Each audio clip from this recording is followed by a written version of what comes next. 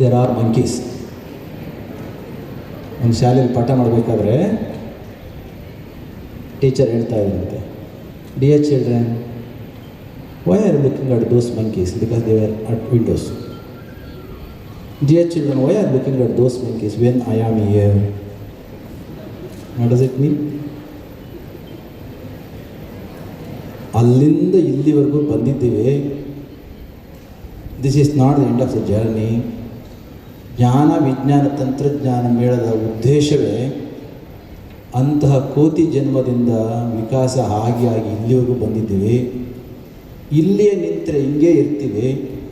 ಇನ್ನು ಮುಂದೆಯೂ ಕೂಡ ವಿಕಾಸಕ್ಕೆ ಕಾರಣ ಅವಕಾಶ ಇರೋದರಿಂದ ಸುಮಾರು 5-10 ಲಕ್ಷ ವರ್ಷಗಳ ಹಿಂದೆ ಕೋತಿಗಳ ರೀತಿಯಲ್ಲಿದ್ದಂಥ ನಾವುಗಳು ನಮ್ಮ ಪೂರ್ವಜರು ಈಗ ವಿಕಾಸದ ಹಾದಿಯಲ್ಲಿ ಈ ಮಟ್ಟಕ್ಕೆ ಬಂದಿದ್ದೇವೆ.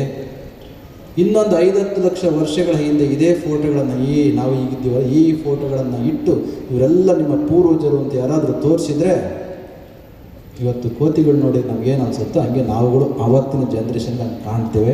ಕಾಣಬಾರ್ದು ಅಂತಂದರೆ ವಿಕಾಸ ಜಾಸ್ತಿ ಆಗ್ತಾ ವಿಕಾಸದ ಹಾದಿಯಲ್ಲಿ ನಾವು ಹೋಗಬೇಕಾಗುತ್ತೆ. ಅದಕ್ಕೋಸ್ಕರ ನಮ್ಮ ಗುರುಗಳ ಸಂಕಲ್ಪ ಏನಿತ್ತು, ನಮ್ಮ ಮಕ್ಕಳಿಗೆ, ಮುಂದೆ ಬರುವ ಮಕ್ಕಳಿಗೆ ವಿಜ್ಞಾನ ಸಹಜ ಆಗುತ್ತೆ, ತಂತ್ರಜ್ಞಾನ ಆಧುನಿಕ ಬೆಳಕಾಗುತ್ತೆ, ಅಂತರಂಗದ ಕೊಳೆಯಾಗುತ್ತೆ, ಕತ್ತಲಾಗುತ್ತೆ. ಅಂತರಂಗದಲ್ಲಿ ಮತ್ತು ಬಾಹ್ಯದಲ್ಲಿರುವ ಬೆಳಕು, ಅಂತರಂಗದ ಬೆಳಕು ಬಾಹ್ಯದ ಬೆಳಕು ಎರಡು ಒಂದಾದ ಗಳಿಗೆ ಅವರ ಬದುಕು ತುಂಬ ಸಂತಸವಾಗಿರ್ತದೆ, ಸುಂದರವಾಗಿರುತ್ತೆ.